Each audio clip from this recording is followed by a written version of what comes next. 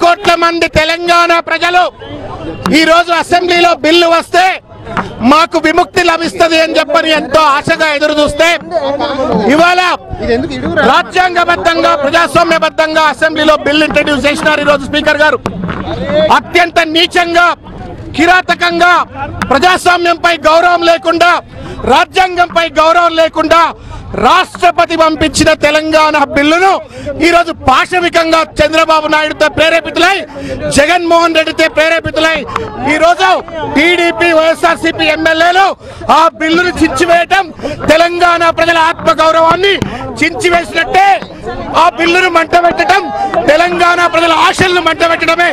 వారి వైఖరిని చంద్రబాబు నాయుడు వైఖరిని వైఎస్ఆర్సీపీ నేత జగన్మోహన్ రెడ్డి వైఖరిని నిరసిస్తూ ఈరోజు వాళ్ళ దిష్టిబొమ్మ దగ్ధం చేయడం జరిగింది. రానున్న రోజుల్లో తెలంగాణ ప్రాంతంలో ఈ ఆంధ్ర నేతల ఆటలు ఎవరు కూడా సాగవు. తెలుగుదేశం పార్టీని తడిపారు చేసే రోజులు దగ్గరలో ఉన్నాయి. వైఎస్ఆర్ కాంగ్రెస్ పార్టీ కోటలు కూలుస్తాం. తెలంగాణ ప్రాంతంలో మా రాష్ట్రం మా రాజ్యాంగబద్ధమైన హక్కు, దాన్ని అడ్డుకునే ప్రయత్నం ఎవరు చేసినా కానీ తెలంగాణ వాదులుగా వదిలిపెట్టామని చెప్పి హెచ్చరిస్తా ఉన్నాం.